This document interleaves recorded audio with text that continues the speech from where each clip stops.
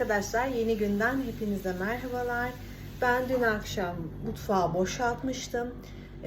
Şimdi buhar makinesiyle beraber mutfağı sileceğiz.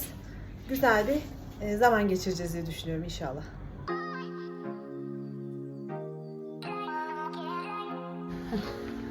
Evet arkadaşlar, biz şu anda kendimize bir yıkama suyu, bir de durulama suyu oluşturduk. Bunlarla başlayacağız. Yıkama suyumun içine File Market'ten aldığım lof çalıyla çamaşır suyu kattım. Durulama suyu da zaten sade su.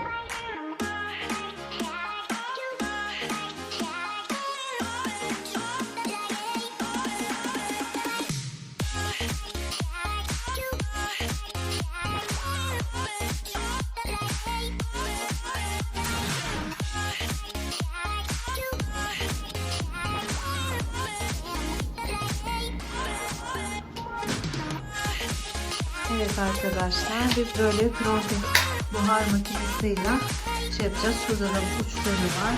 Şöyle bir başlığı var.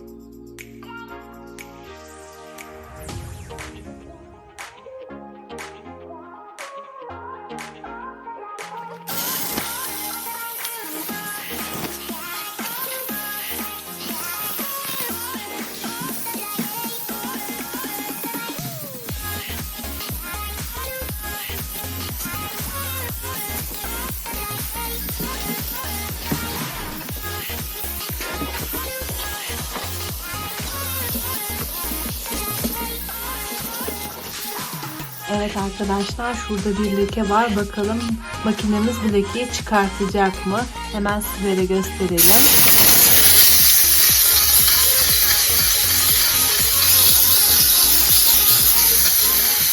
İşte buharın yüzü. O kadar sildik ettik. Buhar makinesi 2 dakikada bizim işi bitirdi.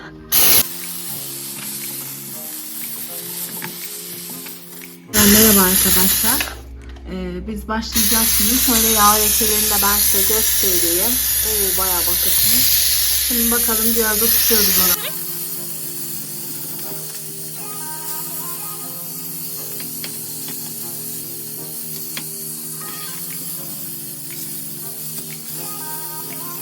Sonrası pırıl pırıl.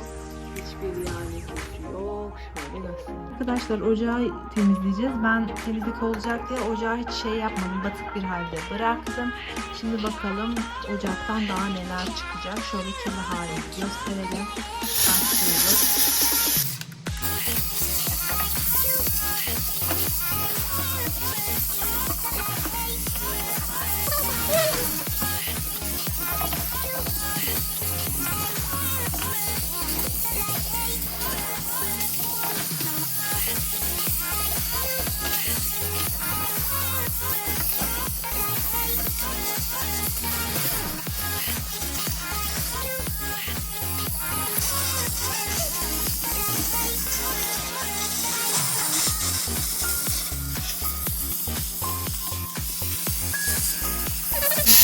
Kurumlar var burada.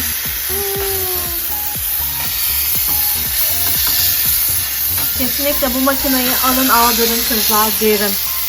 Kesinlikle çok güzel. Resmen elimizle yani ulaşamadığımız yerleri bu cihaz çok güzel bir şekilde temizliyor.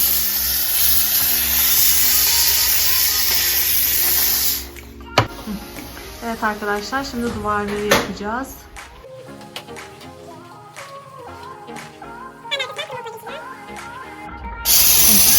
Evet arkadaşlar, şimdi de fırını kapatıyoruz.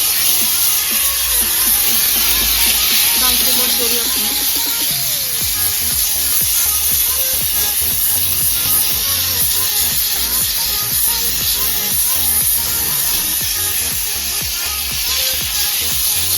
Evet arkadaşlar, buharladık. Şimdi bir sileceğiz bakalım. Yağı kiri almış mı? Oo, cillop olmuş. Ve çıkan kirler de gözüküyor. Leş. Aferin bana. Evet arkadaşlar, şöyle mutfağımın temiz halini size göstermek istedim. Mis gibi bir de kahve koyduk şimdi. Onu içeceğiz temiz mutfağımızda. Hepinize iyi günler diliyorum. Hoşça kalın.